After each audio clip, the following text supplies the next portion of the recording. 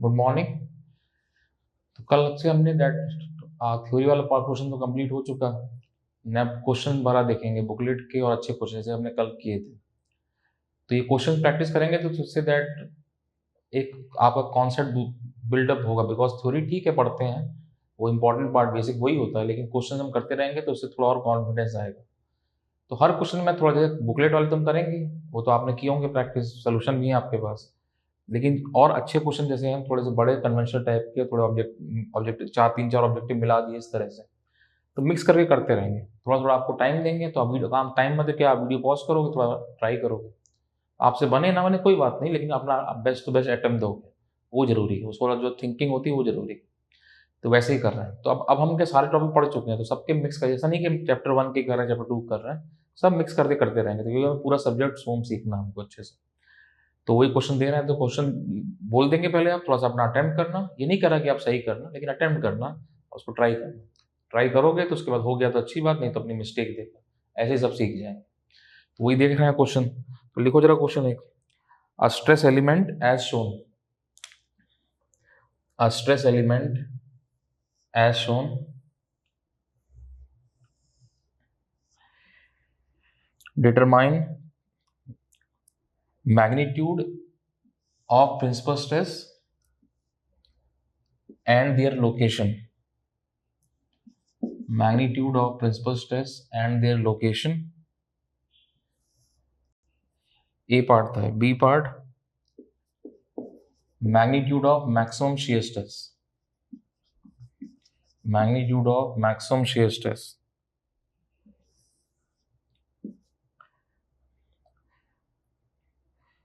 उसी के नीचे लिखना calculate all by using more circle method, calculate all by using more circle method.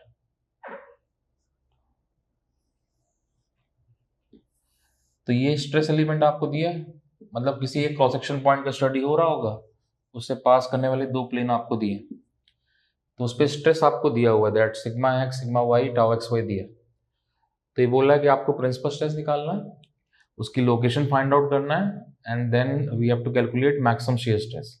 और ये सब हमको मोर सर्कल मेथड से फाइंड आउट करना है।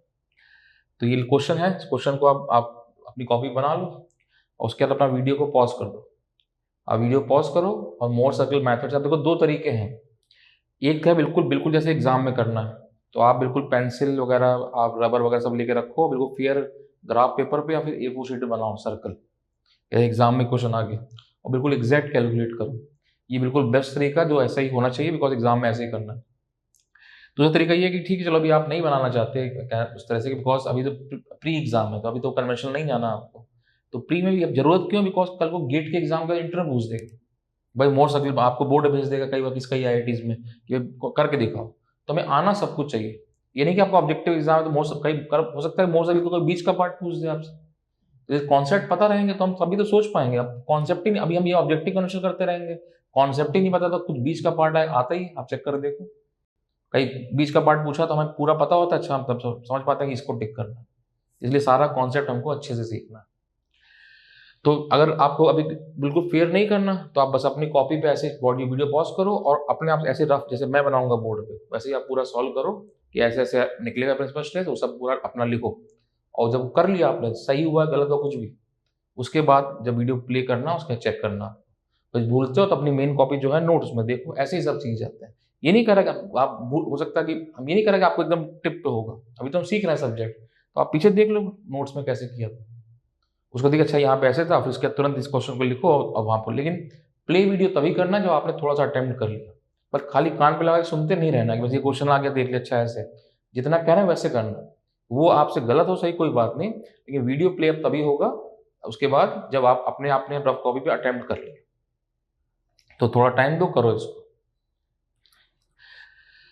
तो अब ये आपने प्ले किया वीडियो, इसका मतलब आपने कर लिया होगा, अपना रफ कॉपी के ऊपर कर लिया होगा। तो अब ये देख रहे हैं इसका सोल्यूशन।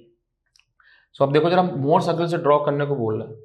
हमको मालूम है कि इतने एक cross section point infinite plane pass करते हैं, और जब मोर सर्कल बनाते हैं इसके सर्कमफ्रेंस पे इनफाइनाइट पॉइंट होते हैं।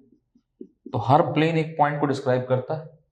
उसके लिए हमने साइन कन्वेंशन पढ़ा था वहां पे, दैट मोर सर्कल मेथड में कैसे कन्वेंशन लेते हैं। तो उसी को लेके हम कन्वेंशन कुछ भी ले सकते हो जो आपकी मर्जी, लेकिन एक कंडीशन ध्यान रखते हैं, उसे सॉल्व करते हैं। तो ये प्लेन ए है, मान लो इसको दे दिया plane A, this one that plane A, और ये जो है that is a plane B, that plane B.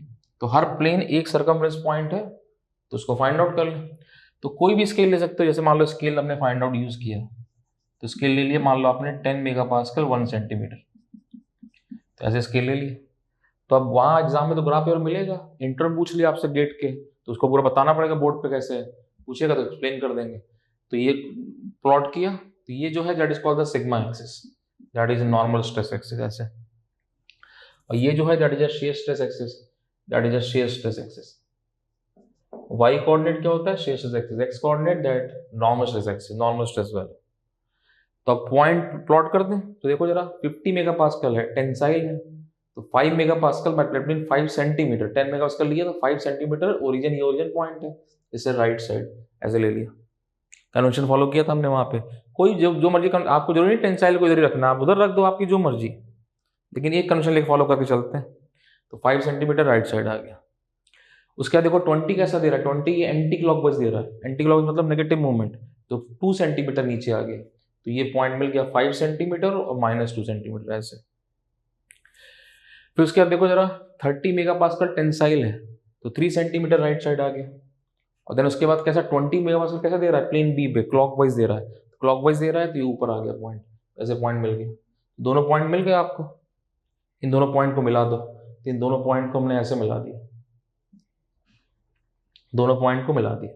अब देखो जरा ये एंगल कितना है, 90 है। तो दो प्लेन जो स्ट्रेस एलिमेंट में एंगल थीटा बनाते हैं, वही दोनों प्लेन सर्कल के सर्कमफ्रेंस के 2 पॉइंट होते हैं, और सेंटर पर कितना एंगल बनाते हैं, 2 थीटा बनाते हैं। तो यहाँ 90 एंगल, तो सेंटर पर कितना बनाएंगे, 180 बनाएंगे, और सेंटर पे 180 कौन बनाता है, डायमीटर बनाता है। इसका मतलब क्या हो गया, ये खुद ही डायमीटर हो गया, तो ये डायमीटर हो गया। और सर्कल का सेंटर कहाँ लाई करता है, एक्स एक्सिस पे लाई करता है, नॉर्मल स्ट्रेस एक्सिस पे, तो यही आपका दैट एक्स एक्सिस, ये सेंटर पॉइंट हो गया। तो ये सेंटर है, ये सर्कमफ्रेंस पॉइंट है, तो ये रेडियस हो गया, और इससे मिला के यहाँ से हमने सर्कल ड्रॉ कर दिया, तो ऐसे यहाँ से ऐसे सर्कल ड्रॉ कर दिया इस तरह से। अब जब फेयर बनाओगे तो हो सकता है सर्कल आपका लेफ्ट साइड चला जाए, कोई जरूर पता नहीं, तो ये तो अभी हम एक रफ आइडिया है इस तरह से। तो फेयर जब बनाओगे तो हो सकता है उधर चला जाए, तो हम लेकिन एग्जैक्ट कैलकुलेट कर लें। तो ये पॉइंट कोऑर्डिनेट क्या है, दैट दिस वन 10 5 50 50 कॉमा -20, इसके कोऑर्डिनेट क्या है, दैट 20 30 30 कॉमा +20। तो ये प्लेन ए है और ये प्लेन बी, ये सेंटर पॉइंट, तो ये क्या हो गया, दैट ये एंगल 120 यहाँ से बन गया ऐसे, तो ये सर्कल ड्रॉ हो गया। तो ये मान लो के पॉइंट है, ये एम है। तो उसने क्या बोला, क्या कैलकुलेट करना है आपको, प्रिंसिपल स्ट्रेस निकालना है।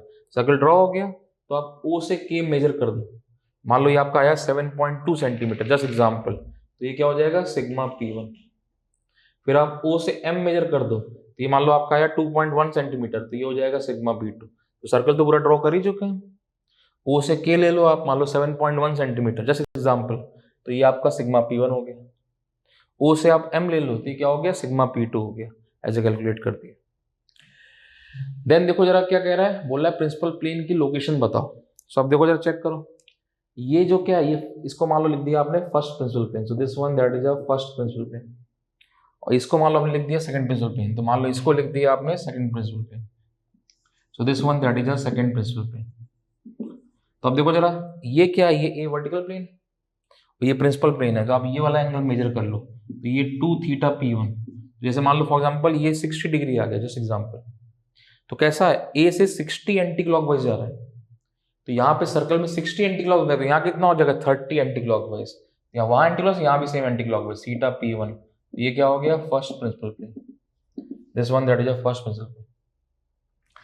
सेम ऐसे ये दूसरा पॉइंट है, इसका एंगल मेजर कर लो, ये वाला सर आप सर्कल ड्रॉ कर ही चुके हो, तो इसको मेजर कर लो, तो ये 2 थीटा P2, मान लो आपने ये मेजर किया, मान लो ये आ गया 240 जस्ट एग्जांपल, तो वहाँ 240 ए से 240 एंटी क्लॉकवाइज, यहाँ कितना 120 एंटी क्लॉकवाइज, ये थीटा P2, तो दिस वन क्या हो गया, ये second principal plane, that second principal plane ऐसे आ गया। तो वहां पे एंगल मेजर कर दिया है, तो मान लो 240 है, ए से 240 एंटी क्लॉकवाइज, तो यहाँ पे ए से 120 एंटी क्लॉकवाइज, ऐसे फाइंड आउट कर लिया। देन क्या बोल रहा है, आपसे बोल रहा है कि टाउ मैक्स बताओ। अब देखो जरा मान लो इंटर पूछेगा या कन्वेंशनल में आएगा कि भाई टाउ मैक्स कैसे निकालोगे, तो ये सेंटर बन ही गया, तो आप ऐसे वर्टिकल लाइन ड्रॉ कर दो इस तरह से यहाँ से, तो ये मान लो जे पॉइंट है, तो सी से जे मेजर कर लो, तो सी से जो जे मेजर करोगे तो ये टाउ मैक्स हो जाएगा, मैक्सिमम शियर स्ट्रेस, ऐसे कैलकुलेट कर दिया। सी से जे मेजर कर दो या फिर नीचे आप एन मेजर कर दो, एक ही बात है। देन सेम देखो, मान लो कल को बोल दे टाउ मैक्स प्लेन का लोकेशन बताओ, अभी ऑब्जेक्टिव में ईएस के ऑब्जेक्टिव में पूछा था एक दो साल पहले, टाउ मैक्स का लोकेशन बताओ, कल को इंटरव्यू पूछ कहीं पूछ सकता है, तो वो कैलकुलेट कर सकते हैं। तो देखो जरा, ए से निकालना है, टाउ मैक्स का लोकेशन निकालना है, तो ये वाला एंगल मेजर कर लो वैसे, ये एंगल, तो ये 2 थीटा टाउ 1 दिस वाला, ये आप एंगल मेजर कर लो। तो मान लो ये एंगल आपका 160 हो गया, जैसे जस्ट एग्जांपल, तो ये कैसा, ए से 160 एंटी क्लॉकवाइज है, तो यहाँ पे ए से 80 एंटी क्लॉकवाइज चला गया, तो यहाँ पे ऐसे आ गया, this one that is a tau max plane. Exact नहीं एंगल चेक कर रहे हो, तो आप बनाओगे ग्राफ पेपर पे या ए4 शीट, तब एग्जैक्ट पता चलेगा, लेकिन जस्ट एग्जांपल ऐसे कैलकुलेट कर ले। तो ये इतना पूछा था, सब कैलकुलेट कर दिया। कल को ये नहीं कि आप कन्वेंशनल का है, तो कन्वेंशनल क्वेश्चन 12-10-12 नंबर का, लेकिन सब जरूरत है, क्यों? बिकॉज कल को गेट के एग्जाम में कोई बीच का पार्ट पूछ देगा, डायग्राम बना होगा, या फिर गेट के इंटर में पूछ लेगा, भाई कैसे करो बताओ, तो वहां थोड़ी हम कहेंगे कि सर अभी हमने ऑब्जेक्टिव पढ़ा है, कन्वेंशनल बाद में आगे पढ़ाऊंगा। तो ये सब कुछ हमको मालूम होना चाहिए।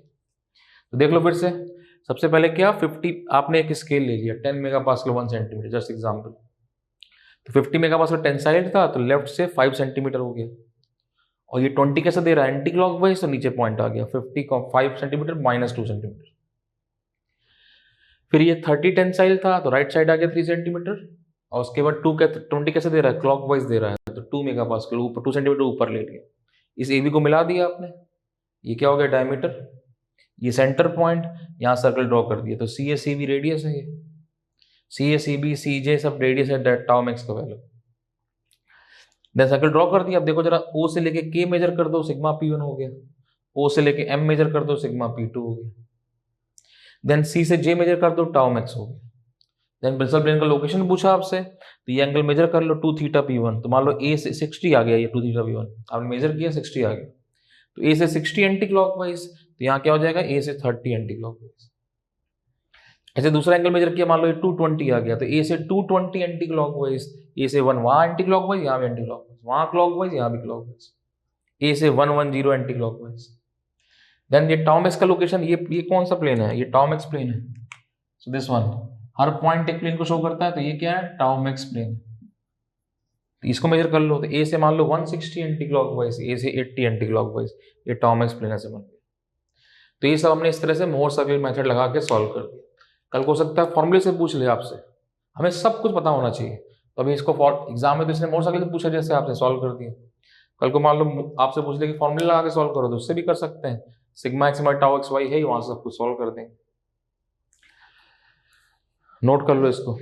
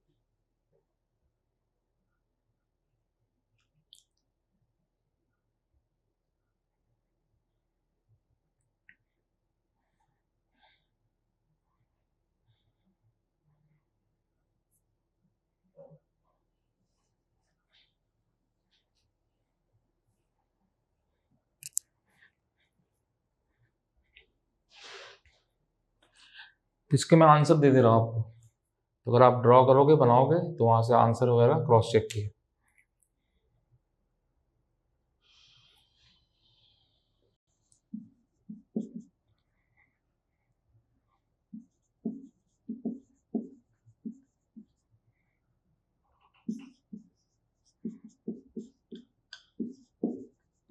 तो आइडियल तरीका तो यही है कि आपको सॉल्व करना चाहिए, पूरा निकालना चाहिए। नहीं तब भी ठीक है, आपको लगता है कि नहीं टाइम का कमी है, अभी 3 दिन से लेक्चर चल रहा है, तो आपको करना आना चाहिए कि हाँ जो टाइम मिलेगा तो हम कर लेंगे।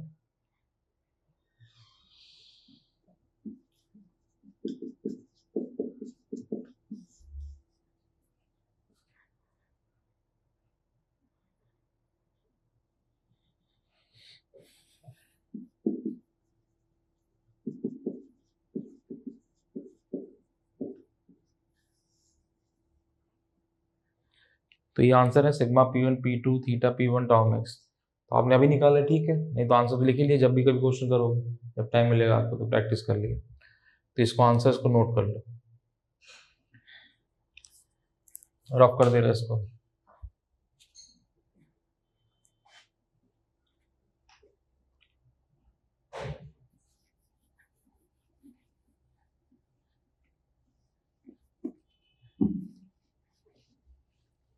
अब इसी क्वेश्चन को हम फॉर्मूले वाले मेथड से भी देख लेंगे कैसे है, कि हमें सब कुछ पता होना चाहिए कैसे यूज किया है।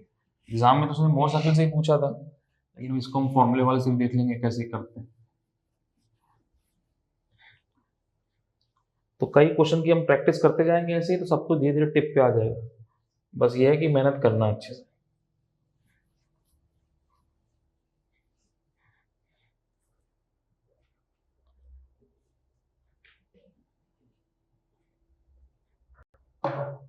तो इसको फॉर्मूले वाले से देखते हैं।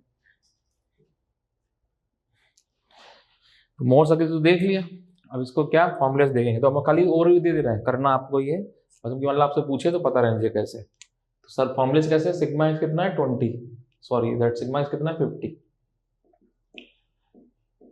सिग्मा वाई कितना है 30, और टाउ एक्स वाई कितना है 20। तो क्या पूछा, प्रिंसिपल स्ट्रेस निकालो।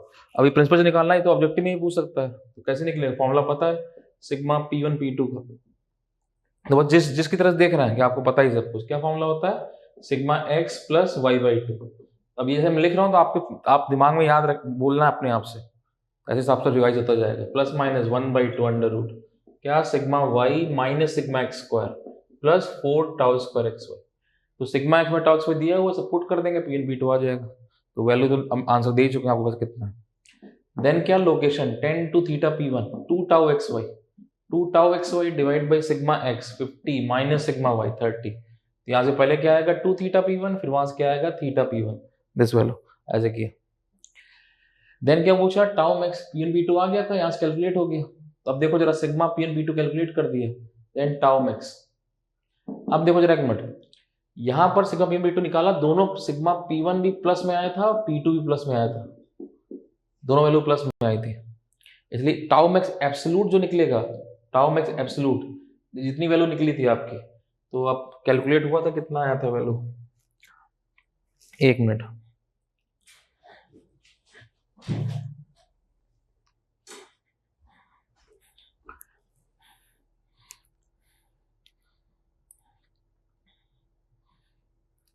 तो सिग्मा P1 62 समथिंग आया था, 62.4, और ये कितना था 17.6। तो देखो जरा टाउ मैक्स एब्सोल्यूट जो होगा वो क्या हो जाएगा 62.4 माइनस 0/2 दिस वैल्यू। और टाउ मैक्स इन प्लेन कन्वेंशनल में जब आएगा दोनों दिखाना पड़ेगा, इंटरव्यू पूछेगा जब भी मान लो पूछता है तो आप पूरा समझाओ उसको ये सब जैसे आप लिखते हो उसको समझ में आ जाएगा, इसको नॉलेज है पूरी। तो एग्जामिनर को आपसे पूछा पूरा डिटेल में एक्सप्लेन कर रहा है। इन प्लेन क्या हो जाएगा 62.4 माइनस 17.6/2 इन प्लेन वैल्यू। ऐसे जो मोर सर्किल से निकलेगा वो आपका इन प्लेन वैल्यू निकलेगा। क्यों, जब मोर सर्किल आपने ड्रॉ किया इस तरह से, तो वो दो प्रिंसिपल स्ट्रेस कौन सी लेगा, ये वाली लेगा 62.4 और ये लेगा 17.6 वाली। तो ये आपका टाउ मैक्स इन प्लेन वैल्यू एब्सोल्यूट वैल्यू ऐसे कैलकुलेट करते हैं। इसका लोकेशन तो पूछा नहीं था, पूछता तो वो भी लगा देते। फॉर्मूला क्या था -1 divide by 2 tau x y divide by sigma x minus sigma y, वहां सॉल्व कर दिया। अब इसका बचा स्केच, तो स्केच बनाने के लिए हम एक क्वेश्चन लेंगे अलग से, लेकिन आपके पास टाइम है जैसे, तो आप अपना स्केच बना के इसको देखा, और डाउट हुआ तो आप पूछते ही हो, डाउट वगैरह बहुत स्टूडेंट पूछते हैं, डाउट हुआ तो पूछ लिया। कोई भी डाउट लगेगा आपको पूछना है, फोन नंबर भी दिया हुआ है वहाँ, उस पर भी जैसे भी टाइम मिलता है, डेली 50-60 स्टूडेंट डाउट पूछते हैं, तो कई स्टूडेंट के डाउट नहीं बता पाते, लेकिन है कि हाँ जैसे आएगा आपका आएगा वहाँ पर देख कर जवाब दे दो, जो भी डाउट है आपको पूछा उसको। तो इस तरह से ये क्वेश्चन किया, तो ये प्रिंसिपल स्ट्रेस मोर सर्कल सब उसको अच्छे से एक्सप्लेन कर रहा है, ऐसे वैल्यू आएगी, रफ कर दे रहा है। अभी हमने बिल्कुल फेयर नहीं किया क्योंकि एग्जाम में उसने मोर सर्कल से पूछा था, वो फेयर से करके दिखाया आपको, ये बस एक ओवर दे दिया कैसे कैसे सॉल्व करना है। तो इससे सारा कॉन्सेप्ट हाथ से आपको मालूम है, अच्छा ऐसे ऐसे हो रहा है, आपको सब पता है, मतलब ये नहीं कि अभी नई चीज़ आपको दिख गई। तो ऐसे थ्योरी में पढ़ाई था हमने, क्वेश्चन वहाँ भी किए थे, साथ साथ यहाँ करते रहेंगे तो सब एकदम टिप पे आ जाएगा धीरे धीरे। बस ये कि ईमानदारी से करना है।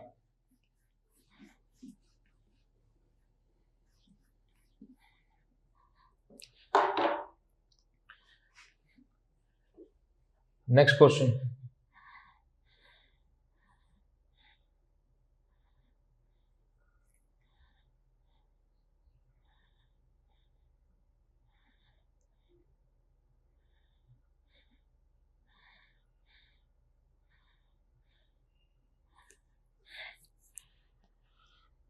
क्वेश्चन लिखना जरा।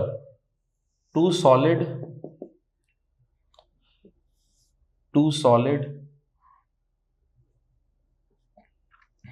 circular cross section bar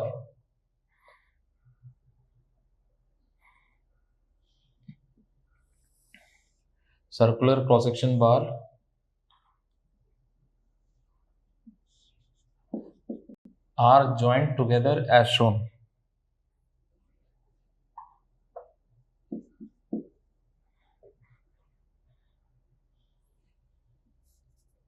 Joined together as shown.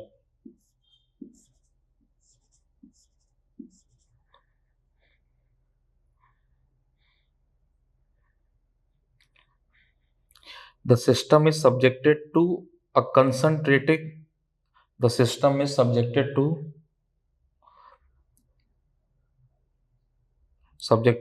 a concentric axial tensile force. Sorry, a concentric axial tensile force.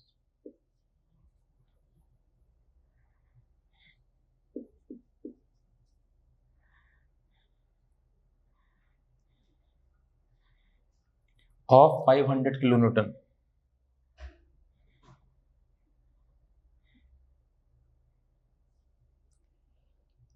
And a ring type load, ये लिखा है, and a ring type load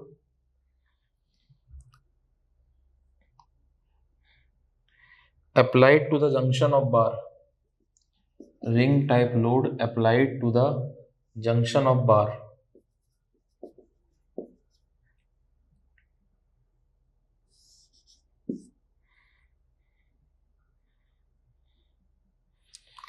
Having a horizontal resultant of 1000 kilonewton.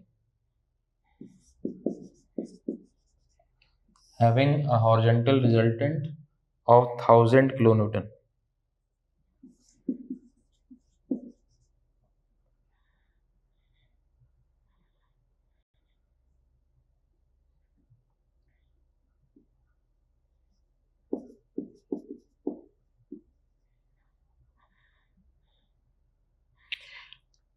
Determine the change in length. Determine change in length of given arrangement.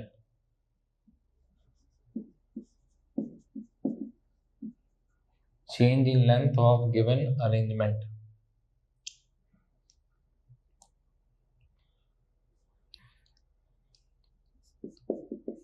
Figure बना लो।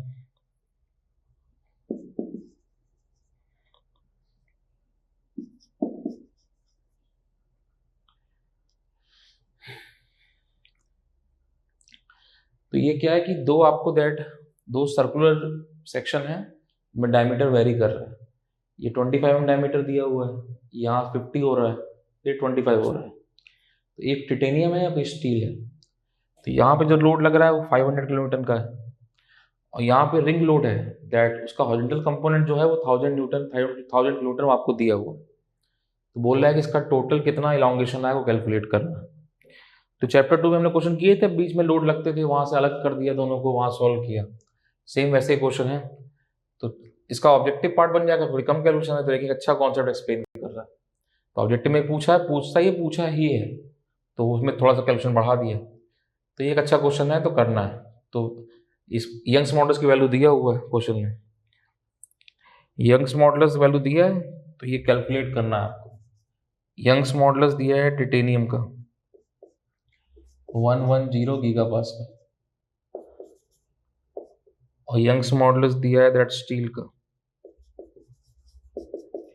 200 giga pascal. सब dimension दिए हैं, circular section है, diameter very कर रहा है, इस तरह से पूरा एक्सेल एलोंगेशन कितना है वो निकालना है। तो दोनों के फिगर को अलग करो, ये फर्स्ट मेंबर हो गया, सेकंड, दोनों के पीडी बनाओ, वहाँ सॉल्व करो। इसका ऑब्जेक्टिव क्वेश्चन पूछा ही गेट के एग्जाम में, थोड़ा सा बड़ा कर दिया, थोड़ा कॉन्सेप्ट दिख जाए कैसे। तो ये अच्छा क्वेश्चन है, तो आप वीडियो को पॉज करो और इसको अपने आप से अटेम्प्ट करो, सॉल्व करो। ये नहीं कह रहे कि आप बिल्कुल सही कर दो, लेकिन आप अटेम्प्ट करो और वहाँ सॉल्व करो, आंसर निकालो। उसके आंसर गलत होगा, सही, तो हम आंसर करते हैं, गलत सही होता है तो एक अच्छा ये मिस्टेक है, अच्छा सीखते हैं। खाली कान में लगा के सुनते रहोगे तो वो भी ठीक है, लेकिन बेस्ट वही है जैसा कह रहे हैं कि आप अटेम्प्ट करो, अपना दिमाग लगाओ। तो जो वीडियो पॉज करके प्ले के बीच का टाइम है, बस वही सबसे क्रिटिकल है उसमें, क्योंकि आप अपने आप से सोच रहे हो दिमाग में, वही सब कॉन्सेप्ट बनाएगा। तो उसमें ये नहीं कह रहा कि आप सही कर देना, लेकिन आप अपना बेस्ट एफर्ट दो, इसको सॉल्व करो।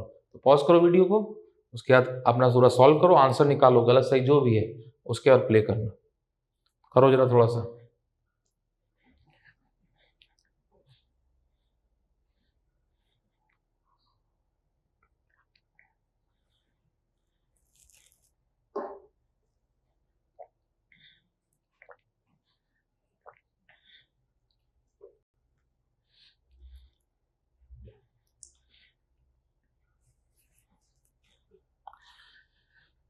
तो अब वीडियो आपने प्ले किया होगा, इसको आपने कर लिया होगा अब तक, गलत सही जो भी, तो वही कर रहे हैं। तो अब इसको दोनों अलग कर दे रहे हैं। रिंग लोड है, उसका पूरा हॉरिजॉन्टल कंपोनेंट दिया है 1000, तो वही 1000 दिखा देंगे यहाँ पे, सबको सॉल्व कर दे रहे हैं। तो सबसे पहले क्या करें, दोनों को अलग अलग कर दे रहे हैं। तो ये फर्स्ट मेंबर हो गया,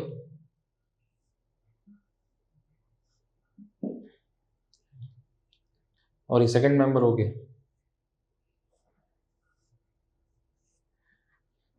तो ये फर्स्ट मेंबर है, सेकंड मेंबर, तो नाम लिख दे, मान लो ये ए बी है, ये सी है, तो ये ए बी सी। अब यहाँ 1000 लगा हुआ है, ऐसे 1000 किलोमीटर,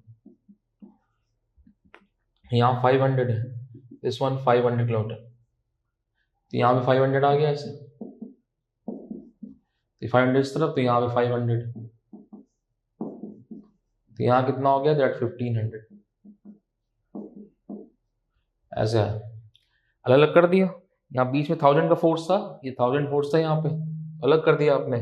500 500 500 ये एक ही पॉइंट अलग किया, equal and opposite normal action, फिर 1000 1500 से बैलेंस कर दिया। तो ये first member, second member. Not deflection निकालें टोटल, तो डिफ्लेक्शन क्या होता है, डेल्टा 1 प्लस डेल्टा 2, तो इसमें निकालो PL। अब ये डायमीटर कितना, D1 D2, यहाँ कितना डायमीटर है 25, ये देखो जरा रेडियस कितना है 25 है, तो यानी 50 हो गया, और यहाँ कितना 100 हो गया, तो यहाँ डायमीटर कितना है 50 में, यहाँ कितना हो गया 100 में, सेम ऐसे ही 100 में डायमीटर, और यहाँ कितना है, ये 25 है, तो ये कितना हो गया 50 में। तो कैलकुलेट कर दो, क्या फॉर्मूला होता है, PL upon π/4 D1 D2 into ई, वही लगा दो। सो P 1500 kilo Newton 10⁻3, P length कितना है इसका, ये दिया हुआ है 0.445 मीटर, तो 0.45 metre, 0.45 metre 10⁻3 metre mm, PL upon π/4 D1 D2 कितना है 50, D1 D2 50 into 100 π/4 D1 D2 into E, Young's modulus, ये क्या है, टिटेनियम है। यंग्स मॉडुलस दिया कितना 110 giga pascal, 110 into 10⁻3 110 10⁻3 mega pascal newton by m square, this value PL upon π/4 D1 D2 into E, this value. Same ऐसे दूसरे वाले में, इसमें 150 वैरी कर रहा है ऐसे, ये लगा दो सेम PL, P कितना है 500 10⁻3, लेंथ कितना है इसका 0.90 मीटर 10⁻3 mm, π/4, सो π/4 D1 D2 कितना 100 इंटू π/4 D1 D2 इंटू ई। अब ये क्या है, स्टील है, इसका 200 गीगा पास्कल, 200 इन 10⁻3, तो यहाँ सॉल्व कर दिया, दोनों अलग कर दिया, वहाँ सॉल्व कर दिया। तो ये कैलकुलेट किया होगा इसका आंसर,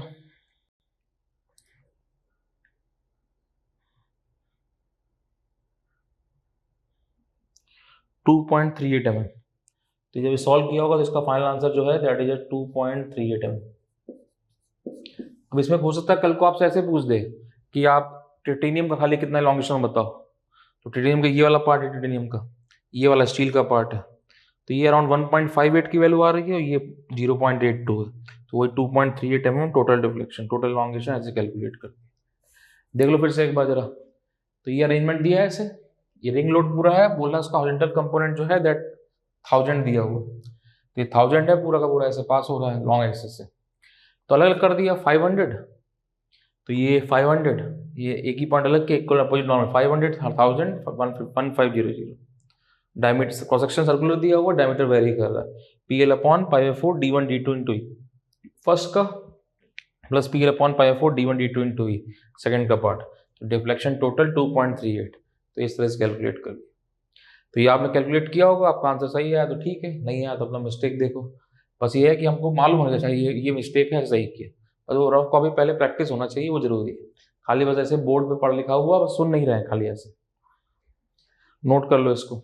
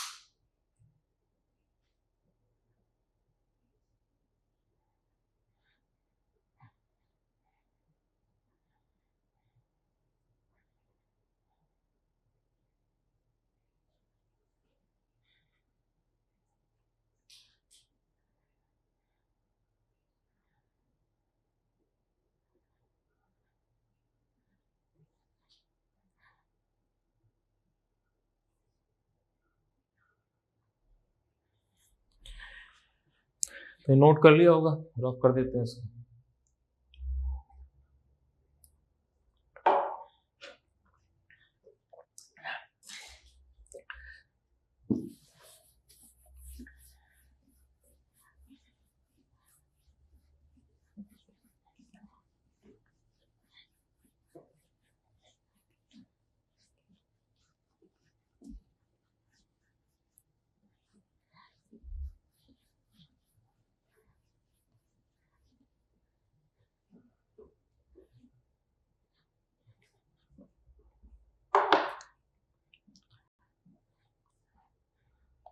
तो नेक्स्ट क्वेश्चन लिखो जरा question, the stresses in x direction and y direction, पूरा क्वेश्चन लिखो, the stresses in x direction and y direction cause deformation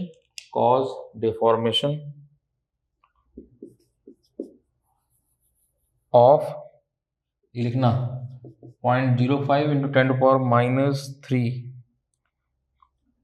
metre and 0.01 into 10⁻³ metre in x and y direction, respectively, in x and y direction respectively, in a thin rectangular steel plate, x and y direction respectively, in a thin rectangular steel plate of size, thin rectangular steel plate of size 100 mm into 50 mm, of size 100 mm into 50 mm. Determine the magnitude of sigma x and sigma y. Determine magnitude of sigma x and sigma y. Young's modulus दिया हुआ है steel का आपको 200 gigapascal, and Poisson's ratio that 0.3 this value. So देखो जरा question में क्या है कि स्टील का प्लेट है, उसका डायमेंशन दिया है उसने, और बोला है कि एक्स एंड वाई डायरेक्शन के डिफॉर्मेशन जो लोड लगाया होगा आपने, तो स्टील का प्लेट है उसमें लोड लगा है, तो बोला एक्स और वाई डायरेक्शन, तो उस लोड से क्या है इतना डिफॉर्मेशन आया एक्स डायरेक्शन में और वाई डायरेक्शन में, ये दिया है। यंग्स मॉडुलस दिया है, पॉइसन रेशियो दिया है, तो बोल रहा है कि वो सिग्मा एक्स सिग्मा वाई कितना हो कैलकुलेट करो। अब प्लेन पे क्या उसने कोई शेयर विड्थ तो दिया नहीं, इसका मतलब प्रिंसिपल प्लेन ही हो गया। तो हमने वो प्रिंसिपल स्ट्रेन वाले फॉर्मूले देखे थे वहाँ पे कि एक प्लेन पे sigma P one B two लगता है तो strain P one B two कैसे निकलता है, तो वही लगेगा।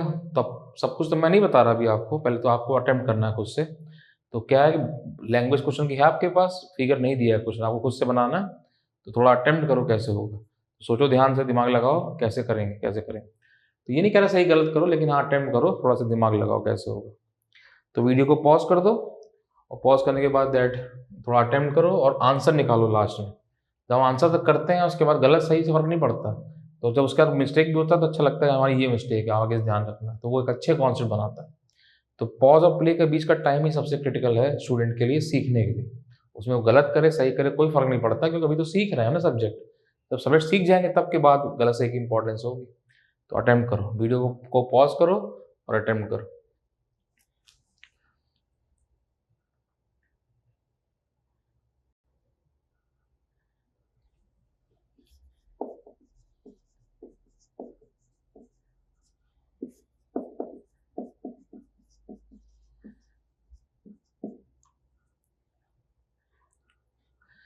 तो आपने अटेम्प्ट कर लिया होगा, तो अब आपने वीडियो प्ले तभी किया है और आपने अटेम्प्ट कर लिया होगा, तो अब उसके बाद उसको देखना है।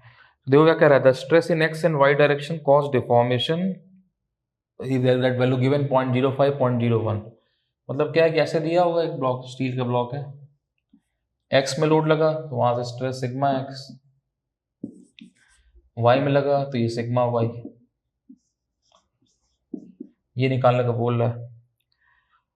Deformation of 0.05 0.01 in x and y direction in thin rectangular steel plate of size 100 into 50। तो ये साइज दिया हुआ दैट रेक्टेंगुलर प्लेट, तो ये 100 mm और ये 50 mm।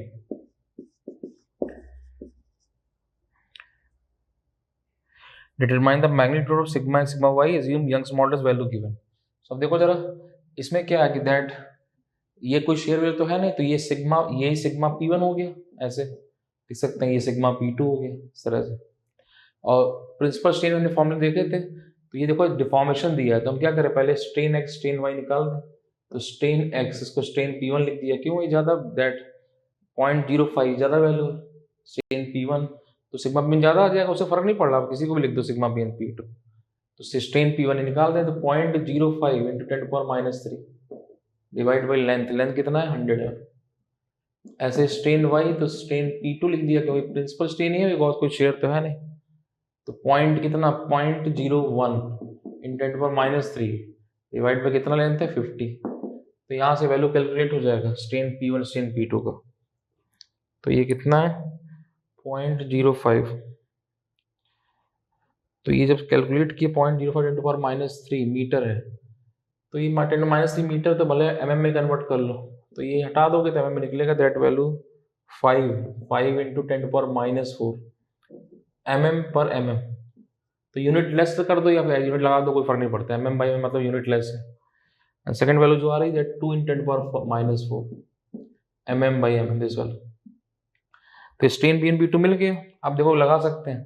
तो सिग्मा P1 निकालना है आपको, सिग्मा एक्स इसका फॉर्मूला हमने पढ़ा था प्रिंसिपल स्ट्रेन में, क्या था E/1 minus nu square strain P1 plus nu strain P2 this value, ये वैल्यू। तो ये लगा दो जल्दी निकल जाएगा, अदरवाइज 2 इक्वेशन बनाओ उसको सॉल्व करोगे आप तो काफ़ी लेंथी हो जाएगा, इससे जल्दी हो जाएगा। तो रख दो वैल्यू E दिया हुआ Young's modulus 200 GPa 10⁻³ 1 minus nu square 0.3 का square strain P1 this value 5 into 10⁻⁴ plus nu कितना 0.3 कितना 2 इन 10⁻⁴ सिग्मा P1 वैल्यू। ऐसे सिग्मा P2 लगा दो, क्या होगा E/1 minus nu square strain P2 plus nu strain P1। तो स्ट्रेन P2 लगा दो ऐसे same, E upon 1 minus 200 10 power minus 3, 210 power 3, 1 minus 0.3 का स्क्वायर। स्ट्रेन P2 पहले लिख दो, कितना 2, स्ट्रेन P2 लिख दो कितना 2 into 10 power minus 4 plus strain P2 plus nu कितना 0.3, स्ट्रेन P1 कितना 5 into 10 power minus this one. तो ये जब कैलकुलेट करोगे तो वैल्यू मिलेगा, तो ये फर्स्ट वाला वैल्यू जो आ रहा है 123 के आसपास, 123.08 मेगापास्कल। दूसरा वैल्यू जो आ रहा है दैट अराउंड 76.92 मेगापास्कल। तो ये दोनों वैल्यू कैलकुलेट कर दिया। तो स्टील का ब्लॉक दिया था, क्वेश्चन में उसने बोला कि इतना इतना डिफॉर्मेशन है, तो वो दिया हुआ है, यंग्स मॉडल्स दिया है। कुछ शेयर वेयर की बात तो कर नहीं रहा था, प्रिंसिपल प्लेन के हो गए दोनों। तो स्ट्रेन एक्स निकाल दिया पहले, strain P1 sigma that change in length divide by initial length, ऐसे strain P2 strain y this value, and sigma P1 निकाल दो, E upon 1 minus nu square strain P1 plus nu strain P2, ये value को put करके solve कर दी, then sigma P2 upon 1 minus nu square strain P2 plus nu strain P1 ऐसे निकाल दी। तो इसका कोई एक पार्ट पूछ लेगा आपसे ऑब्जेक्टिव में, तो ये क्वेश्चन कई कई चीजें क्लब करता है पूरे कॉन्सेप्ट को। तो ये लास्ट में आंसर 123.08 ये वैल्यू ये आपने निकाला होगा, तो ये आंसर अगर आपके आ गए तो ठीक है, नहीं आया तो अपना मिस्टेक देखो। ये नहीं कह रहे कि आप सब पहली बार सही कर दो, बस है कि अच्छा हमारी ये मिस्टेक हुई है, ये अगली बार ना हो, ऐसे ही सब सीख जाए। नोट कर लो इसको।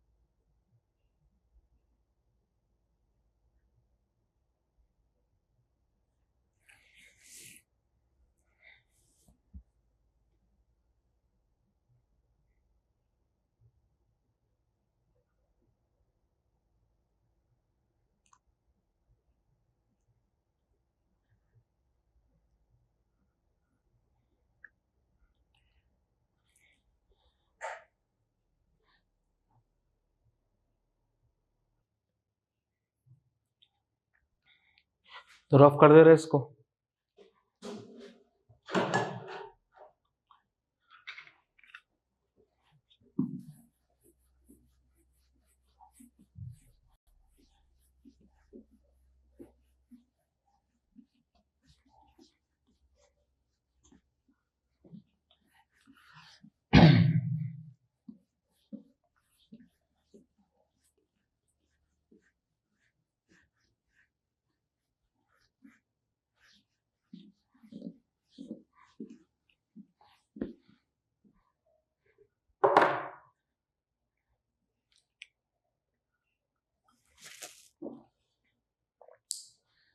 Next question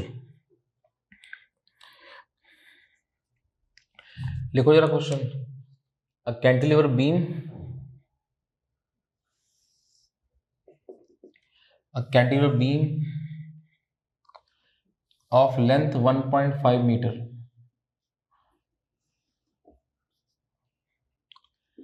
as shown,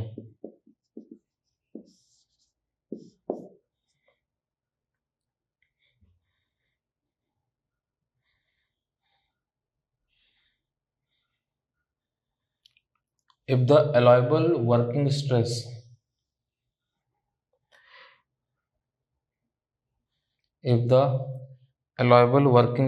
in bending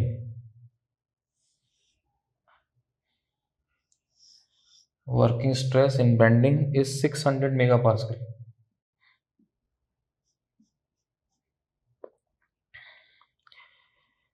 determine the maximum allowable value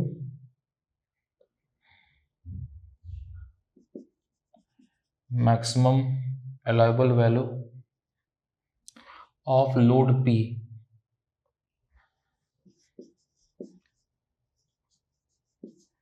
तो ये एक अच्छा क्वेश्चन है, फिगर बना लो जरा पहले।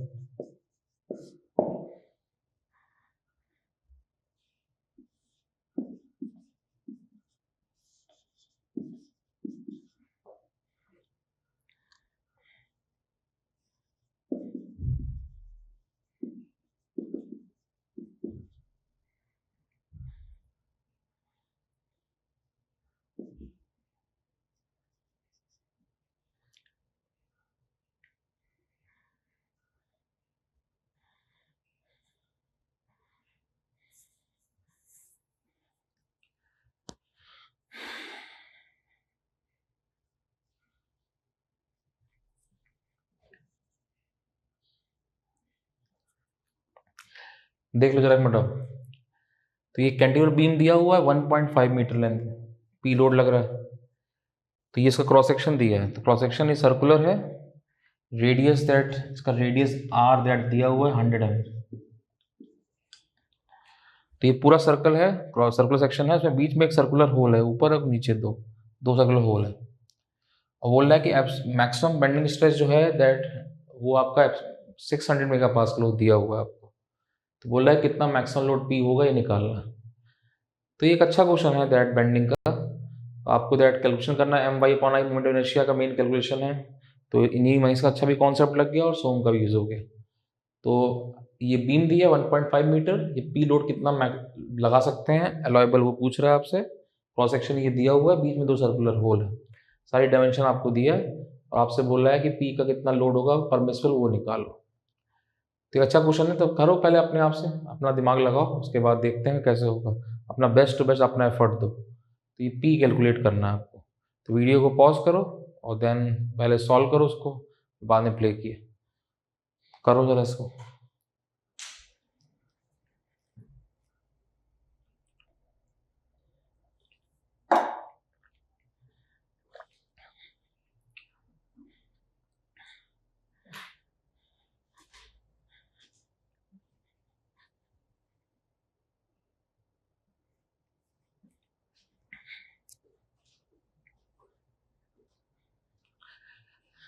तो आपने अटेम्प्ट कर लिया होगा, तो अब तभी उसके वीडियो प्ले किया, तो अभी देख रहे हैं कैसे करेंगे इसको।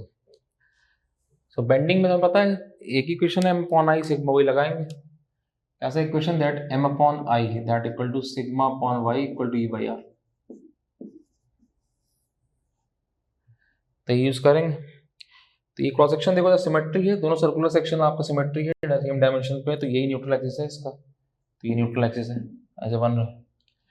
तो परमिशन वैल्यू दिया है बेंडिंग का, तो बेंडिंग निकाला सिग्मा, सिग्मा की मैक्सिमम वैल्यू क्या हो जाएगा M/I। तो M max Y max upon I moment of inertia about neutral axis, this value. तो अब देखो जरा सिग्मा मैक्स दिया हुआ है आपको 600 मेगापास्कल। M max क्या हो जाएगा, M BMD बनाओ इसका। तो BMD कुछ आपका ऐसे बने, sorry, so P into L this value, तो रख दो। तो P into L, तो P L कितना 1.5 मीटर है 10⁻³ दिस वैल्यू। Y मैक्स देखो, Y मैक्स कितना हो जाएगा, यहाँ से डिस्टेंस इतना, तो R 200 mm है, तो यहाँ से डायमीटर कितना आ जाएगा 200 mm पूरा। तो ये R क्या हो जाएगा D/2 this value, R that sorry Y max maximum distance D/2, so D/2 that 200/2 that R radius 100 mm value जो दिया हुआ है। I बचा, I about neutral axis, so I निकाल के देखो जरा। अब इसमें क्या है, ये पूरा सर्कुलर सेक्शन था आपका ऐसे इस तरह से, बीच में दो सर्कल के माइनस किए हटा दिए, ये है नहीं, बीच में होल है, तो क्या करें पूरे का निकाल के इनर्शिया इनका माइनस कर दें, वहां से आ जाएगा moment inertia about neutral axis निकल जाएगा, वही कैलकुलेट कर दें। तो देखो जरा moment of inertia about neutral axis पूरे सर्कल का, सर्कल कितना होता है π/64 d4, तो π/64 d4 अभी रख दे रहे हैं ऐसे, बाद में वैल्यू पुट कर देंगे। माइनस क्या देखो जरा 2 है ये, 2 का मल्टीप्लाई कर दे -2, 2 टाइम कितना, एक का कितना है π/64 d4, तो π/64 डी रखी तो वैल्यू, तो देखो डी का वैल्यू कितना है, डी 200 mm है, π/64 d4 204, π/64 d4 इसका, तो इसका डी क्या होगा 2r/3, सो 2r/3, तो कितना 2r कितना है, r है आपका 100, r/3, π/64 d4, this value π/64 d4 हो गया, और प्लस क्या होगा AR², देखो जब न्यूट्रल एक्सिस आपकी ये है, इसके और ट्रांसफर करेंगे BD³ π/64 d4 प्लस AR² से ट्रांसफर कर दो, AR² प्लस ये पूरा ले लें ऐसे AR² a π/4 d², d कितना है इसका 2r/3, सो 2r कितना है 100/3, दिस वैल्यू a हो गया ये पूरा एरिया, और r कितना हो जाएगा r², r क्या होगा ये r/2 का स्क्वायर, सो r/2 का स्क्वायर कितना 100/2 r/2 का स्क्वायर, दिस वैल्यू, तो ये AR² जैसे जनरल लिख दिया ऐसे, तो ये कितना π/64 d4 प्लस AR², 2 टाइम था, सॉल्व करो, तो यहाँ से आई न्यूट्रल एक्सिस, तो ये जब कैलकुलेट करोगे तो वैल्यू शो कर दे रहा है, तो ये जब कैलकुलेट करोगे तो वैल्यू आएगा अराउंड 0.591 R4, ये जब सॉल्व करो R के फॉर्म में निकाला था, तो रख दो तो 0.591 R 100 का पावर 4, तो ये आई निकला अबाउट न्यूट्रल एक्सिस, तो ये यहाँ पुट कर देंगे, तो यहाँ से ए की अननोन है P, तो P निकल जाएगा, जब ये कैलकुलेट करोगे तो आप P का वैल्यू दे रहा है 236, तो ये आ रहा है 236.4 किलोमीटर, दिस वैल्यू, तो ये एक अच्छा क्वेश्चन है दैट इसका ऑब्जेक्टिव पार्ट बन सकता है, कुछ कैलकुलेशन थोड़ी कम करा दे, बाकी पूरा कॉन्सेप्ट एक्सप्लेन कर रहा है कैसे यूज किया, तो इसका यूज करके इन्हीं में बन सकता है, क्वेश्चन कहीं भी आ सकता है, तो एक अच्छा क्वेश्चन है, देख लो फिर से, तो ये कैंटिलीवर बीम दिया, ये क्रॉस सेक्शन है, सर्कुलर सेक्शन था, बीच में 2 सर्कुलर होल दिए हैं ऐसे, देन बोल रहा है कि आपको P का वैल्यू बताना है, और अलाइवल स्ट्रेस दिया है 600 मेगापास्कल बेंडिंग का, तो M/I σ/y/r ईलर Bernoulli equation, sigma क्या हो गया m//है, sigma max m max y max/i,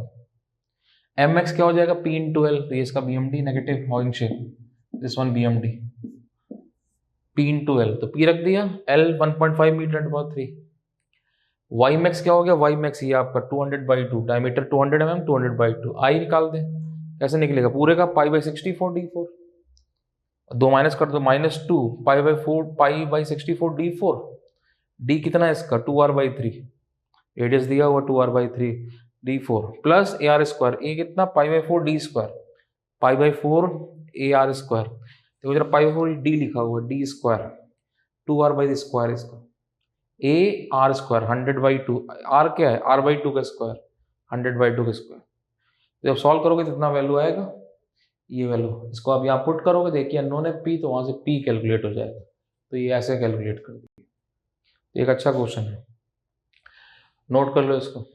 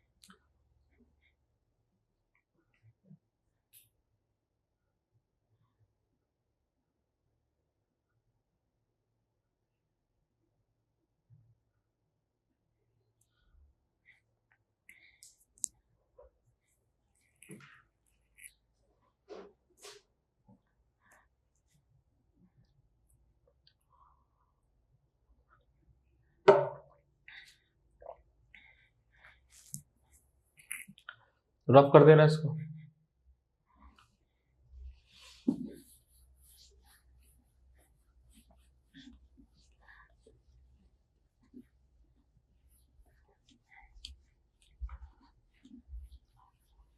तो ये हमने 4 क्वेश्चन किए हैं आज, अच्छे क्वेश्चन है, ऑब्जेक्टिव नहीं है, ऑब्जेक्टिव प्लस कन्वेंशनल मिक्स करके हैं, तो 2-3 ऑब्जेक्ट, एक हर क्वेश्चन में 2-3 ऑब्जेक्टिव मिक्स है, तो ये अच्छी प्रैक्टिस करा देंगे सब्जेक्ट की।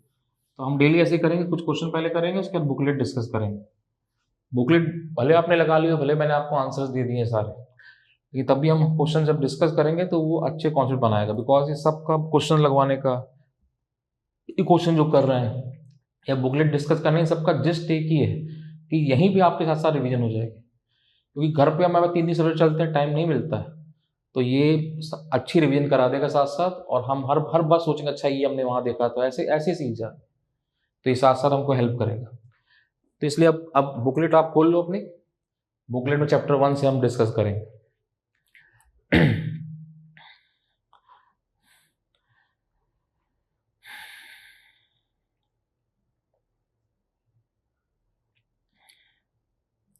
चैप्टर 1 को ओपन करो।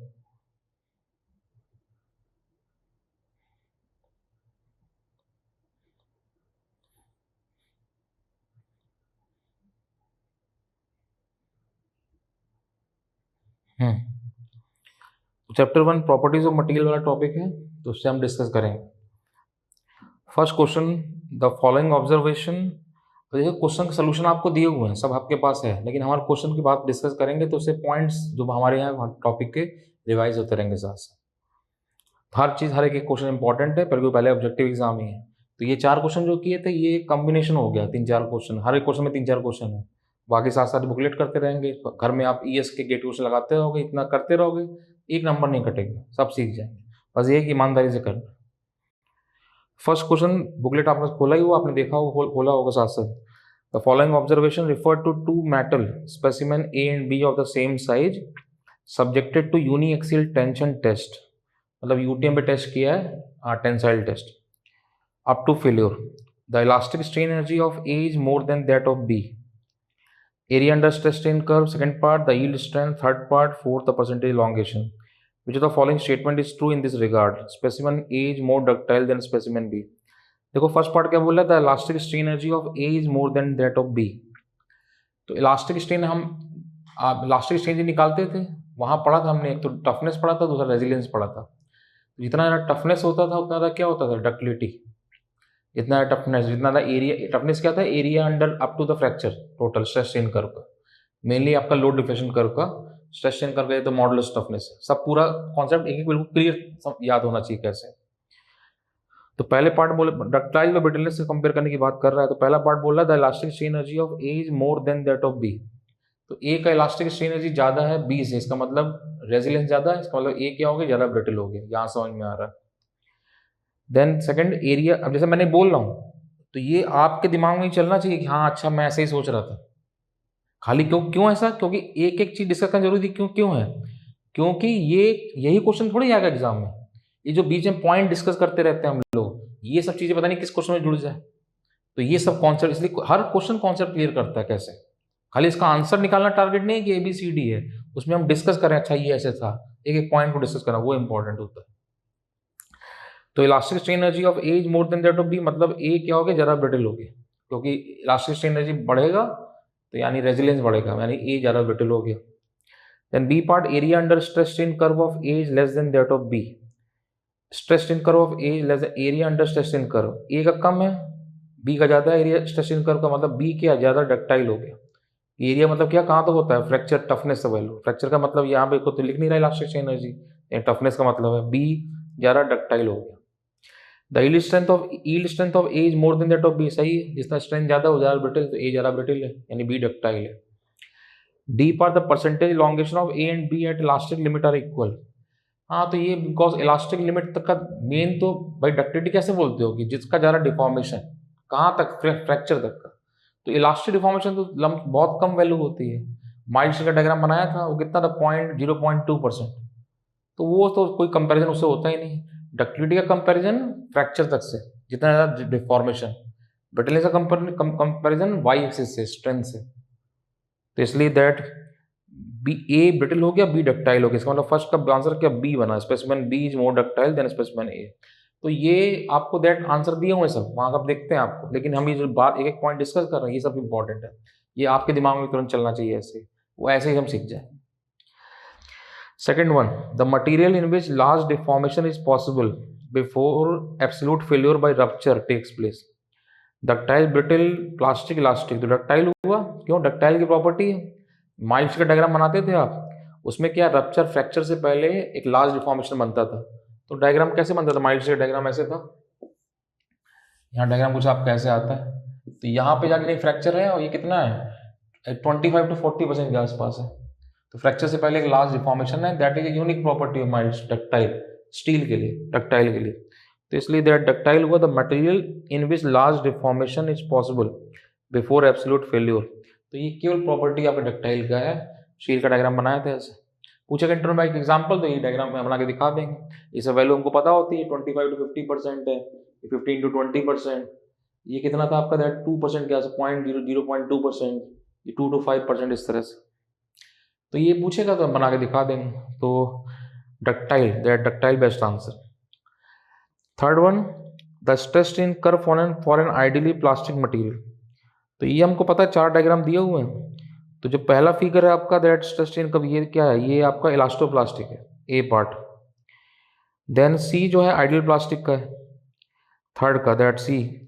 बी जो है ये इसने क्या किया है? दैट आप स्टील का बीच वाला पार्ट बोल सकते हैं, या फिर आपका दैट कास्ट आयरन कंक्रीट में टर्न नहीं मिलता, टर्न दे रहा है, तो कोई और मटेरियल हो सकता है डक्टाइल, क्योंकि टर्न दिखा रहा है।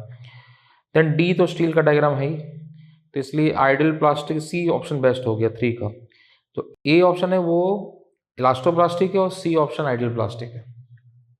अभी एक इसी में एक बार क्वेश्चन पूछा है गेट या ईएस के एग्जाम में, उसमें उसने जो दोनों ऑप्शन, जैसे मैं यहाँ पे ए और सी आंसर दिए, उसने कोई एक आंसर दिया था, गलत दिया था, तो वो कई बार हो जाता है। तो ये आपको ध्यान रखना है कि एग्जाम में वो ये नहीं लिखता कि आप बेस्ट बिल्कुल करेक्ट आंसर लिखो, वो कहता है कि इन चारों में से बेस्ट सेलेक्ट कर लो। जैसे फॉर एग्जाम्पल इसी केस में मान लो आपको सी ऑप्शन ना दिया होता, तो फिर हम ए को टिक कर देते। क्यों? बोले हमें मालूम है कि दैट, हमें मालूम है वो इलास्टोप्लास्टिक है, आइडियल प्लास्टिक नहीं है, लेकिन हमको बेस्ट सेलेक्ट करना है तो उसको टिक कर देते। उस समय तो करते हैं ना। तो वो बोलता है कि इन चार में जो बेस्ट आंसर है उसे सेलेक्ट करो। तो फिर वहाँ पे क्या नाम है, अगर सी ना होता तो ये टिक कर देते, लेकिन गलत है। ए आपका इलास्टोप्लास्टिक है, उसका एग्जाम्पल था स्ट्रक्चरल स्टील। तो कॉलम में जो स्टील होता है बीच में, वो इलास्टोप्लास्टिक कर रहा है। ये सब जो हम बोल रहे हैं तो ये आपको भी दिमाग याद होता है, क्यों पढ़ा हुआ है सब कुछ, नहीं भी तो ऐसे रिवाइज होता है, रिकॉल हो जाता है। इसलिए बुकलेट द्वारा डिस्कस करना अच्छा है।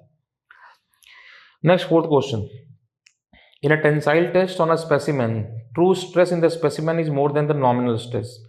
टेंसाइल टेस्ट बोल रहा है, तो टेंसाइल हमने पढ़ा था वहाँ पे ट्रू स्ट्रेस का दैट इन एजम्पशंस में। तो जब टेंसाइल लगाया तो इसका मतलब क्या हुआ है? टेंसाइल लोड लगाया तो लेंथ बढ़ेगा, डाया कम होगा। तो इंजीनियरिंग स्ट्रेस का फॉर्मूला क्या होता था? Force divide by area initial, तो पी बाई ए। और ट्रू स्ट्रेस का फॉर्मूला क्या था? That force divide by area actual, area instantaneous. तो ये पी बाई ए नॉट था, पी बाई ए। अब टेंसाइल टेस्ट है तो लेंथ बढ़ेगा यानी डायमीटर कम होगा, डायमीटर कम यानी एरिया कम होगा। इसका मतलब क्या है कि ए का value that less than A naught, area कम हो रहा है, टेंसाइल है। इसलिए ट्रू का वैल्यू ज्यादा हो गया, sigma true that is more then sigma engineering. इसलिए हमने यहाँ स्टील का डायग्राम बनाया था। ट्रू में ये तो इंजीनियरिंग स्ट्रेस का डायग्राम है, ट्रू का डायग्राम कैसे जाता था? यहाँ तक ऐसे आया, उसके बाद ऊपर की तरफ डायग्राम जाता था, ये ट्रू का ऐसे इस तरह से, यहाँ से होके ऐसे, दैट यहाँ से डायग्राम आपको ऊपर की तरफ, यहाँ से डायग्राम बना ऐसे, देन यहाँ से आपका दैट ऊपर की तरफ ऐसे, ट्रू का डायग्राम बनाया था, वहाँ पे यूज किया था। तो ट्रू का वैल्यू ज्यादा है तो वही लिखा हुआ, in a tensile test on a specimen true stress in the specimen is more than the nominal stress. बिल्कुल सही है। हाँ, यही कंप्रेशन टेस्ट होता, कंप्रेशन में क्या होता, लेंथ कम होता तो एरिया बढ़ता, तो ये ट्रू का वैल्यू कम हो जाता। तो डायग्राम बनाया था, इंजीनियरिंग स्ट्रेस का डायग्राम आपका ऐसे था, इस तरह से, और ट्रू का डायग्राम क्या इसके नीचे था, कंप्रेशन के लिए, टेंशन के लिए डायग्राम ऊपर था। तो इसलिए ये सही है, फर्स्ट पार्ट सही बोल रहा। Grip of universal testing machine introduce stress concentration. Stress concentration actually portion हम पढ़ते हैं एडवांस हो में जाके आगे, एमटेक में डिटेल स्टडी है, बाकी जो मशीनरी वगैरह पढ़ते हैं उनके लिए डिटेल स्टडी रहता है। स्ट्रेस कंसंट्रेशन मतलब क्या है कि जैसे कोई प्लेट वगैरह उसके बीच में कोई सर्कुलर होल होगा, नॉच वगैरह बना हुआ है, तो वहाँ पे आपका स्ट्रेस थोड़ा रेज कर जाता है, स्ट्रेस कंसंट्रेशन इफेक्ट मिलता है, इसलिए स्ट्रेस ज़्यादा कंसंट्रेट होगी इस रीजन। जैसे कोई मान लो आपका प्लेट है, इसमें यहाँ पे सर्कुलर होल हो, इलेप्टिकल होल हो, यहाँ नॉच वगैरह है, तो ये कॉर्नर पॉइंट्स वगैरह बन रहे, तो यहाँ पे स्ट्रेस इन सब रीजन में ज़्यादा बढ़ जाता है, that is called the stress concentration effect. तो यूटीएम मशीन में आपका नॉच वगैरह, दैट स्पेसिमेन जो इसमें नॉच वगैरह रहता है, तो वहाँ पे स्ट्रेस वगैरह रेज कर जाता है। तो वही लिखा है that grip of universal testing machine introduce stress concentration, तो ये भी सही है। बट ये दोनों का आपस में कोई रिलेशन नहीं है, इसलिए बी ऑप्शन बेस्ट हो गया। तो दैट असर्शन रीजनिंग वाला आंसर तो बी, दोनों सही है बट उसका एक्सप्लेनेशन नहीं है, तो बी ऑप्शन बेस्ट है। नेक्स्ट क्वेश्चन नंबर 5 में आओ। Elastic limit is the point up to which stress is proportional to strain. A part that fifth का, दैट ए पार्ट गलत है, क्यों? स्ट्रेस इलास्टिक लिमिट तक आपने माइच का डायग्राम बनाया था, ऐसे आया था, तो यहां से टर्न दिया, ऐसे डायग्राम है, तो ये प्रोपोर्शनल लिमिट पॉइंट है, ये इलास्टिक लिमिट पॉइंट है।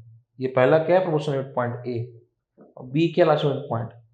तो ए से बी में क्या कर्व है, मतलब ये स्ट्रेट लाइन था, यहाँ से छोड़ दिया था ऐसे, तो ए से बी आपका ऐसे कर्व है, तो ए से बी में आपका स्ट्रेस प्रोपोर्शनल टू स्ट्रेन नहीं है, वो यूज कर लेते हैं मैथमेटिकली, वो अलग बात है। तो ए प्रोपोर्शनल लिमिट पॉइंट है, दैट मीन एंड पॉइंट है जहां तक स्ट्रेस प्रोपोर्शनल टू स्ट्रेन है। तो इसका up to which elastic limit बोल रहा है, प्रोपोर्शनल लिमिट पॉइंट तो नहीं लिखा, ये ऑप्शन तो गलत हो गया। Up to which stress proportional to strain, तो हम हुक्स लॉ मान लेते हैं बी तक, बट ए से बी में कर्व है, स्ट्रेन हाई रेट से बढ़ता है कंपेयर टू स्ट्रेस, ये हमने वहां देखा था माइल्ड शिल के स्ट्रेस स्ट्रेन कर्व में। तो ए से बी, ये फर्स्ट ऑप्शन गलत है। B option, at which elongation takes place without application of additional load, तो ये तो yield plateau at which elongation takes place without application of additional load, तो ये वाला पार्ट की बात कर रहा है, second part yield plateau region, yielding वाला पार्ट, ये भी गलत हो गया। C part, up to which if the load is removed original volume and shape are regained, ये सही है।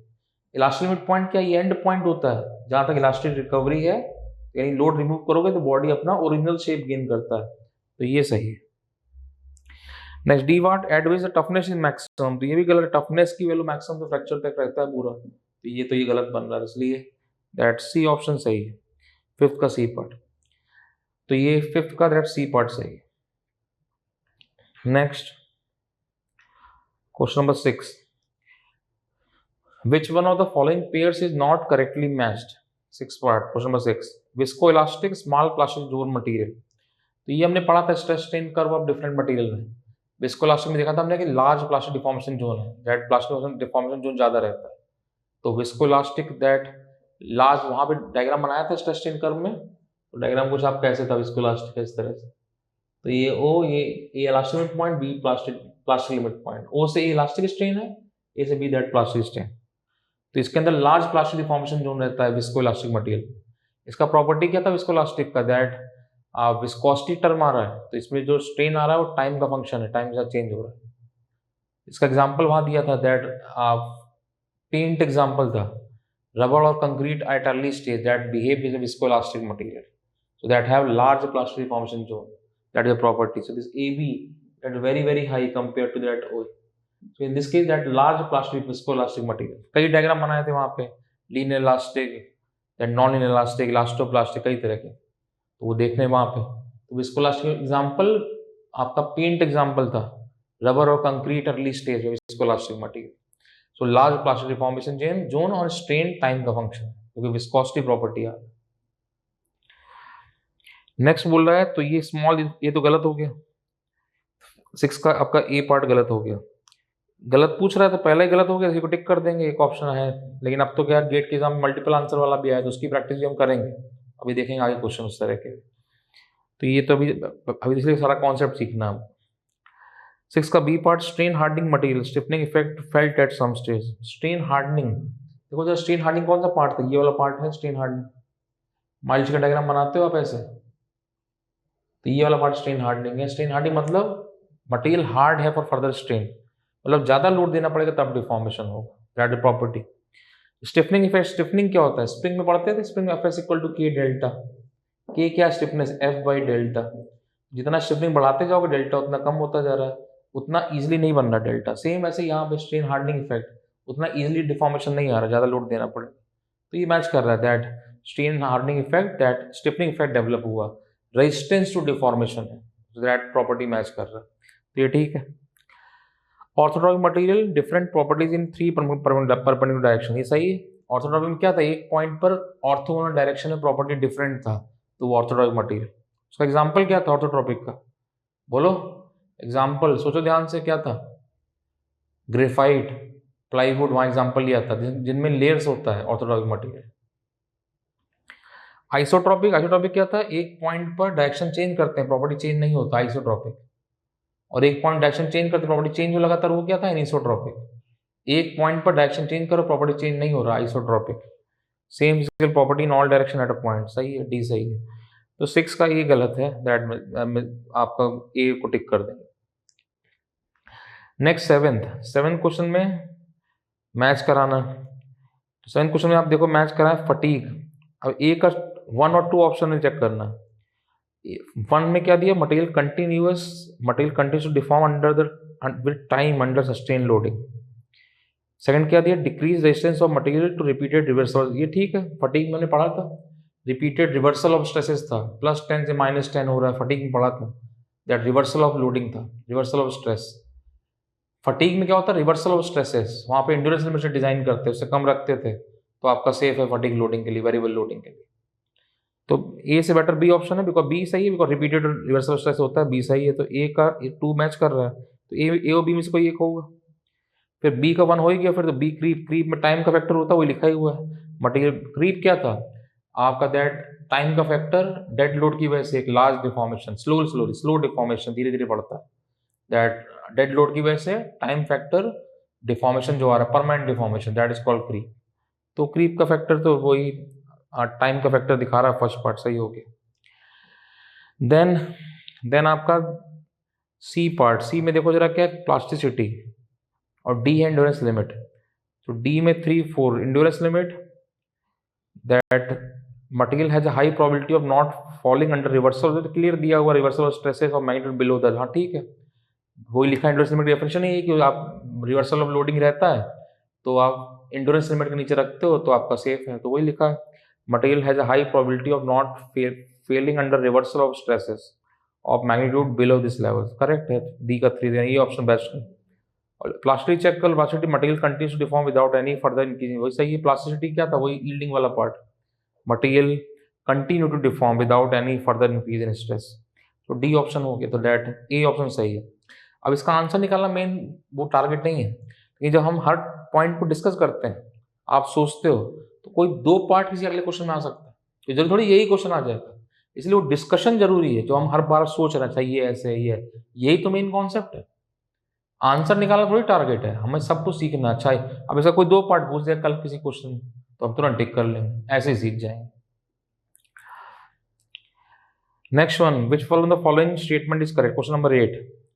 क्वेश्चन नंबर 8 इसमें क्या पूछ रहा है, 4 ऑप्शन दिए, कौन सा करेक्ट है। फर्स्ट बोला the strain produce per unit volume is called resilience, strain produce resilience ना, गलत है, रेजिलियंस तो एनर्जी होता है, तो स्ट्रेन की बात करो, गलत। Then the maximum strain produce per unit volume is called proof resilience, ये भी गलत है, स्ट्रेन की बात कर रहा है, स्ट्रेन एनर्जी नहीं है। C part, the least strain energy stored in unit volume is called proof resilience, least तो नहीं है, तो मैक्सिमम होता है, तो गलत है। डी ये सही है, द ग्रेटेस्ट, सी 3 गलत होगा, तो चौथा सही होगा। तो the greatest strain energy stored in a unit volume of material without permanent deformation is called proof resilience, ठीक है। तो हम क्या करते थे, वो लोड डिफॉर्मेशन कर्व बनाते थे, माइल्स का डायग्राम बनाया था, तो इलास्टिक लिमिट तक का जो एनर्जी स्टोर्ड है लोड डिफ्लेक्शन कर्व में, वो क्या था, प्रूफ रेजिलियंस। उसके बाद किसी पर्टिकुलर टाइम पे था, वो रेजिलियंस था, रेजिलियंस की मैक्सिमम वैल्यू था प्रूफ रेजिलियंस। और देन स्ट्रेस स्ट्रेन कर्व में इलास्टिक लिमिट तक का एनर्जी क्या है, था proof that modulus of resilience. तीनों ग्राफ आप ध्यान रखने हैं आपको, कल हो सकता है 2 ऑप्शन में, एक में एमओआर दे दे और एक में प्रूफ रेजिलियंस दे दे। तो proof resilience load deflection curve का एरिया था अप टू इलास्टिक लिमिट, और modulus of resilience stress strain curve का एरिया था। तो उस एमओआर में वॉल्यूम का मल्टीप्लाई करते हो तो आपका प्रूफ रेजिलियंस आता है। तो एक एक कॉन्सेप्ट को ध्यान रखना। Next part, modulus of toughness for a mild steel under uniaxial tensile loading is given by the shredded portion of the stress strain diagram as shown। Modulus toughness की बात कर रहा है, टफनेस फ्रैक्चर तक का एरिया, तो ए गलत हो गया। ए तो आपका दैट रेजिलियंस बोलता है, proof resilience, stress strain curve है तो एमओआर है एक्चुअल। तो बी का कोई मतलब नहीं, सी का कोई मतलब नहीं, डी सही हो गया। तो ये क्वेश्चन नंबर 9 का दैट डी ऑप्शन ये सही है, ऑब्जेक्टिव है। 10th का, consider the following salient points in a stress strain curve of mild steel: yield point, breaking point, yield plateau, pressure limit, and ultimate point. The correct sequence in which they occur while testing the mild steel bar in tension. अच्छा, मतलब point two point check करना है। तो कैसे, सबसे पहले तो आपका यील्ड पॉइंट हो गया, देन नहीं सॉरी, पहले proportional limit point fourth, then yield point, then yield plateau, then ultimate point, then breaking point, इस तरह से बन गया। तो फर्स्ट क्या हुआ था, फर्स्ट था आपका that proportional mid point fourth, fourth पहले बनेगा, तो फोर्थ आ रहा है तो चेक कर लो कौन सा है, टेंथ का कौन सा मैच कर रहा है, सी ऑप्शन 41352, 414135, तो वो चेक हो जाएगा, easy question. Next one 11th question, consider the following statement, which of the above statement is are correct, check करना करेक्ट कौन सा। First, if only shear stress is acting the volume of specimen does not change, हाँ सही है, अगर केवल shear stress लगेगा, volumetric strain का फॉर्मूला क्या था, sigma x plus sigma y plus sigma z by E into 1-2।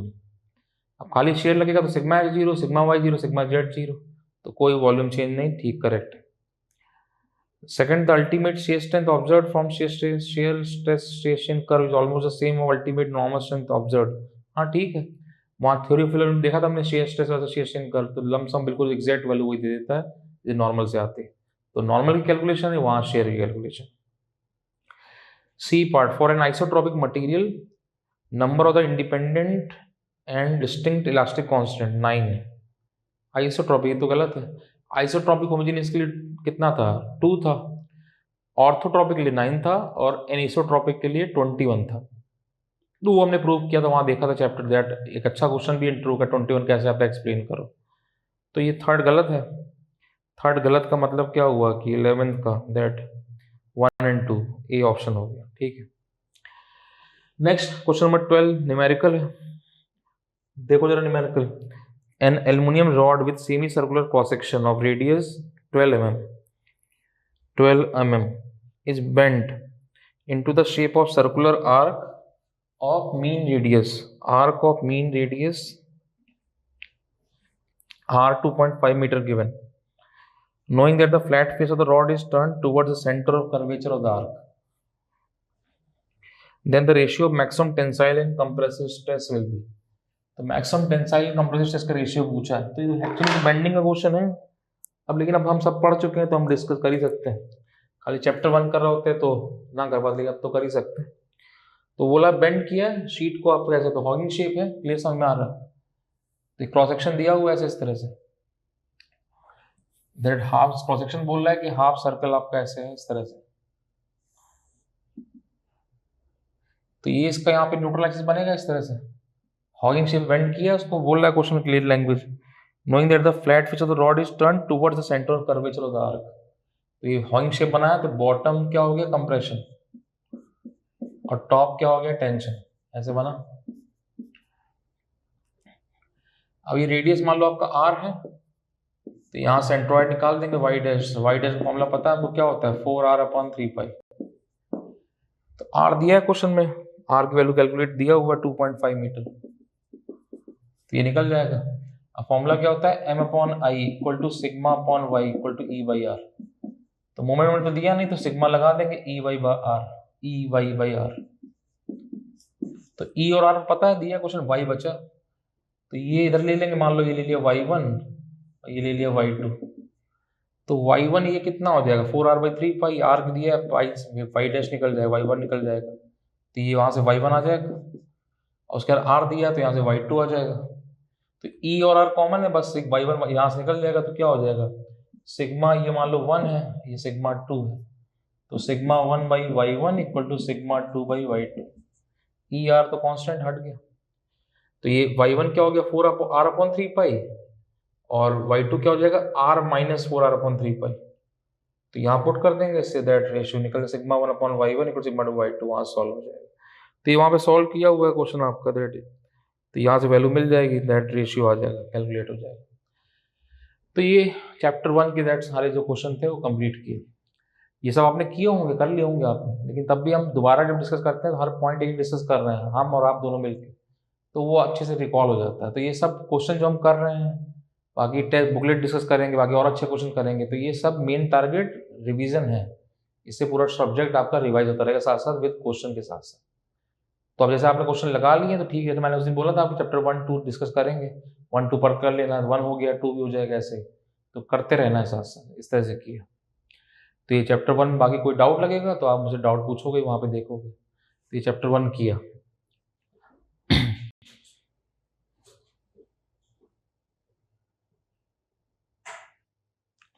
तो ये चैप्टर 1 कंप्लीट कर लिया, कुछ क्वेश्चन लगाए हमने। तो अब ये इसमें चैप्टर 1 में अगर आपको कोई भी डाउट लगेगा तो आप हमसे पूछोगे, डैट कोई भी डाउट आता है उसको पूछा। तो अब जैसे आज हमने ये किया, तो कल हम फिर ऐसे कुछ क्वेश्चन प्रैक्टिस करेंगे डेली।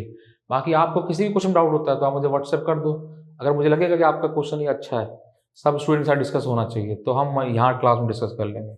लगेगा नहीं ठीक है, सिंपल है, तो आपको वही जवाब दे दिए। तो इसलिए जब भी कुछ अब, लेकिन अब आपको मेहनत करना, सब क्वेश्चन डेली लगाए।